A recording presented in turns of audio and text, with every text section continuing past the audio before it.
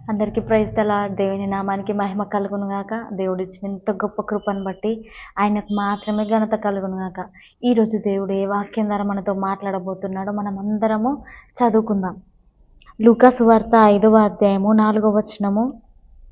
నీవు దోణెలోతునకు నడిపించి చేపలు పట్టుటకు మీ వలలను వేయుడని సీమోనుతో చెప్పగా, సీమోను, ఏలినవాడా, రాత్రి అంతయు మేము ప్రయాసపడితిమి కానీ మాకేమీ దొరకలేదు, అయినను నీ మాట చొప్పున వలలు వేత్తుమని ఆయనతో చెప్పాను. ఇక్కడ ఎంత చక్కగా దేవుని వాక్యం రాయించబడి ఉన్నది. నైట్ అంతా సీమోను వాళ్ళు అంటే పేతురు వాళ్ళు నైట్ అంతా శ్రమ పడ్డారంట. చేపలు పట్టడానికి వలలు వేసి ఉన్నారు. అంటే నైట్ అంతా శ్రమ పడ్డడం అని అంటే ఆ 12 అవర్స్ వాళ్ళు ఎంత కష్టపడ్డారో ఒక్కసారి ఆలోచించండి. 12 అవర్స్ కష్టపడ్డా కూడా ఒక్క చేప కూడా పడలేదంట.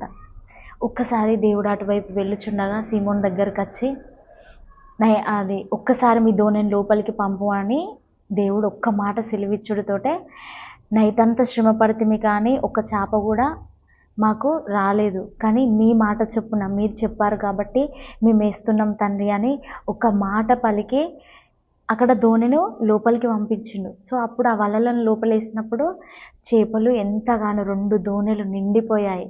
అంటే ఇక్కడ పేతురు విశ్వాసం చూసారా? అక్కడ ఆయన అనొచ్చు, నైట్ అంతా మేము శ్రమ పడ్డా ఒక్క చేప కూడా రాలేదు, ఇప్పుడు మార్నింగ్ వేస్తే ఎట్లా వస్తుంది అని ఆయన అడగచ్చు. కాకపోతే ఆయన అక్కడ ఏం అడగలేదు. ఆ దేవుణ్ణి విశ్వసించి, ఆ పరిశుద్ధాత్మను విశ్వసించి మీ మాట చొప్పున మేము వేస్తున్నామని దేవుని నమ్మినప్పుడు ఆ వలలు వేసినప్పుడు 2 అంతలుగా 2 దోణెల్లో ఆ చేపలు నిండిపోయాయి. ఇంకా వాళ్ళు తీయడానికి కూడా రాలేదు. అంత గొప్ప దేవుడు. మీరు ఎన్ని శ్రమలు పడ్డా కూడా, మీకు ఎన్ని ఇబ్బందులు ఇరుకుటాలు వచ్చినా కూడా మీరు బాధపడద్దు. ఆయనను విశ్వసించండి, ఆయన వాక్యాన్ని ఎత్తిపట్టండి. మీకు ఇచ్చిన వాగ్దానాలు అవి ప్రూఫ్ ఉన్నాయి కదా, అవి డైలీ మీరు మీకు ఇచ్చిన ప్రతి ఒక్క వాగ్దానంపై, మీరు రాసుకునే ప్రతి ఒక్క ప్రేయర్ రిక్వెస్ట్పై డైలీ మీ హస్తము వాటిపై ఉంచి డైలీ మీరు ప్రార్థన చేసుకోనండి. విశ్వసించిన ఎడల మీరు ఎన్నో అద్భుతాలు చూచెదరని దేవుని వాక్యంలోనే రుజువు చేయబడింది. సో దాన్ని మనం ఎత్తిపట్టి ప్రార్థించినప్పుడు, ఆ వాక్యాన్ని ఎత్తిపట్టి ప్రార్థించినప్పుడు మీకు అనుకున్న కార్యములన్నీ మీరు పొందుకుంటారు. సీమోను ఎలాగైతే, పేతురు ఎలాగైతే నమ్మి ఆ దోణెను ఆ వలలను లోపలికేశాడో అప్పుడు వాళ్ళు లేవనెత్తలేనన్ని దోణెల్లో చేపలు నిండిపోయాయి.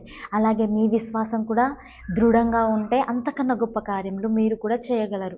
ప్రతి ఒక్కరితో దేవుడు ఈరోజు మాట్లాడుతున్నారు. మీరు అడగండి, దేవుణ్ణి విశ్వాసం అడగండి. ఫస్ట్ విశ్వసించిన ఎడల గొప్ప కార్యములు చూసారని దేవుడు మాట్లాడారు కదా. దేవుడు ఏ కార్యమైనా చేసే ముందు మీకు విశ్వాసం ఉందా, నా దగ్గర నుండి ఏం ఎక్స్పెక్ట్ చేస్తున్నారు, నువ్వు విశ్వసించిన ఎడల నీ రోగములు స్వస్థపరచబడును అని దేవుడు వాక్యంలో వ్రాయించాడు. అలాగే మనం విశ్వసించాలి. మనము విశ్వసించిన ఎడల ఇలాగ పేతురు ఎలాగైతే అద్భుత కార్యం చూశాడో మనం కూడా అలాగే ఆ విధంగానే అద్భుత కార్యములు చూస్తాము. ఇంత గొప్పగా దేవుడు మనతో మాట్లాడారనంటే దేవునికి మహిమ కలుగును గాక. అందరికీ ప్రైజ్ ద లార్డ్.